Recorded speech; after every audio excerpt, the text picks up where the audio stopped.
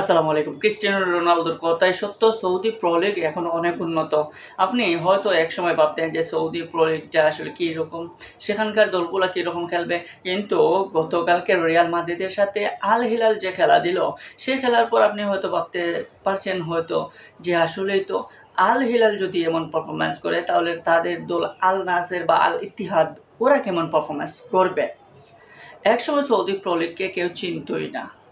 Saudi pro লিগের খেলার মান নিয়ে প্রশ্ন থাকতো। সৌদি প্রো লিগে আসলে ভালো কোনো খেলা হয় কিনা সেটা নিয়ে সবাই সন্দিহান থাকতো। কিন্তু সেই সৌদি প্রো লিগকে উন্নতির শিখরে নিয়ে গেলেন ক্রিস্টিয়ানো রোনালদো এবং তার সাথে নেইমার জুনিয়র। নেইমার জুনিয়র এবং ক্রিস্টিয়ানো রোনালদো যখনই সৌদি প্রো লিগে আসলেন, তখনই আস্তে, আস্তে সৌদি প্রো লিগের দাম বেড়ে গেল। সৌদি প্রো লিগ এখন লিগ 1 কিংবা লা লিগার সাথে টক্কর দেওয়ার মতো পারফরম্যান্স করে কিংবা তাদের দলগুলাও সে লেভেলের দল গঠন করে। রিয়াল মাদ্রিদের সাথে আল হিলালের ম্যাচে আপনি দেখবেন যে রিয়াল মাদ্রিদ কত ভয়ঙ্কর এবং কত বড় মাপের একটা টিম, এবং সেই টিমের প্লেয়ারদের দিকে যদি তাকান তাহলে বিশ্ব সেরা এবং বিশ্বের বাছাই করা প্লেয়ারগুলাই কিন্তু রয়েছে রিয়াল মাদ্রিদে। এই রিয়াল মাদ্রিদের সাথে সমানভাবে টক্কর দেওয়ার মতো সাহস কিংবা এবিলিটি সবকিছুই দেখিয়েছে আল হিলাল। এই আল হিলালে কি ছিল না? একসময় আল হিলাল তাদের দেশীয় প্লেয়ারদের নিয়ে এবং আফ্রিকান কিছু প্লেয়ারদেরকে, যাদেরকে এম ইউরোপে খেলার কোনো অভিজ্ঞতা নাই, সেই রকম কোনো প্লেয়ারদেরকে নিয়েই কিন্তু আল হিলালরা দল গঠন করত। কিন্তু এই আল হিলালে এখন ব্রাজিলিয়ান রেনান লুদিরা এসে গেছে পর্তুগিজ নেভেস, ব্রাজিলিয়ান ম্যালকমরা। সো সেখানে কেমনে পিছিয়ে থাকবে? কাল যখন রিয়াল মাদ্রিদ এবং এই আল হিলালের ম্যাচে আপনি দেখবেন রেনান লুদি তার লেফট সাইড কিভাবে কন্ট্রোল করেছেন, কিংবা নেভেস কিভাবে পেনাল্টিতে গোল আদায় করা সহ মাঝ মাঠের নিয়ন্ত্রণটা কত সুন্দরভাবে করে গেছেন। সো নেভেস কিংবা এই রেনান লুদির সাথে আপনি তাদের যে গোলকিপার, মরক্কোন গোলকিপার ইয়াসিন বোনোর পারফরম্যান্সের দিকে তাকান। এই ইয়াসিন বোনো কিভাবে আল হিলালকে রক্ষা করলেন যে হারা ম্যাচ থেকে।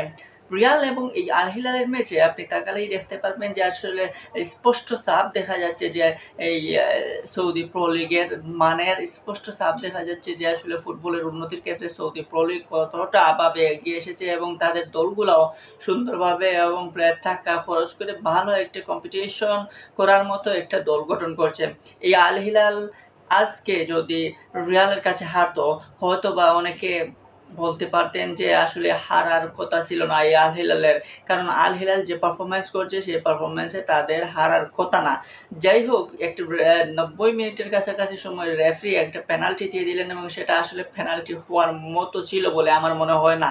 কিন্তু সেই পেনাল্টিটাও দিলেন, এবং সেই পেনাল্টিটা কিভাবে সেভ করতে হয় সেটা তো দেখলেন। ইয়াসিন বুনো ভালভার্দের যে শটটা, সেই শটটা ঠেকিয়ে আল হিলালকে রাখলেন মাঠে এবং আল হিলালেরকে একটা পয়েন্ট এনে দিলেন।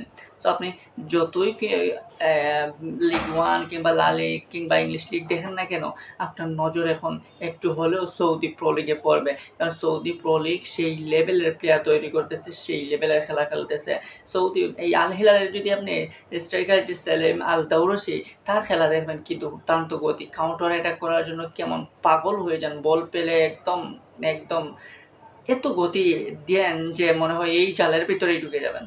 তার পারফরম্যান্স কিংবা কলিবালি কিংবা মিডলে যে সৌদির অন্যান্য প্লেয়ার রয়েছে, তারা কিন্তু সবাই সর্বোচ্চ চেষ্টা করেছে। সো সৌদি প্রো লিগ এখন এগিয়ে যাচ্ছে। সৌদি প্রো লিগ এখন ইউরোপিয়ান স্টাইলে ফুটবল খেলা শুরু করেছে। সৌদি প্রো লিগ যদি উন্নত হয় তাহলে এশিয়ান ফুটবল উন্নত হবে আমরা মনে করি। যাই হোক, দিন শেষে রিয়াল মাদ্রিদ বা জাভি আলোনসোর জন্য এটা একটা কঠিন ম্যাচ ছিল।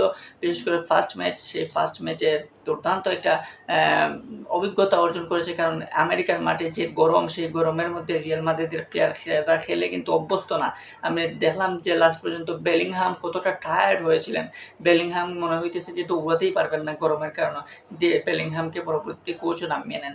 ভিনিসিয়াস জুনিয়ররাও যেন ছন্দহারা, তাল পাচ্ছিলেন না। মানে একদিকে গরম কাবু করে ফেলছিল, অপরদিকে আল হিলালের ফুটবলাররা দুর্দান্ত খেলছিল। তো সবকিছু মিলে কঠিন একটা পরিস্থিতি থেকে উদ্ধার হতে পেরেছে রিয়াল মাদ্রিদ। এখন দেখার বাকি যে সেকেন্ড রাউন্ডে রিয়াল আল হিলাল ২ টিম যেতে পারবে নাকি এক টিম যাইবে।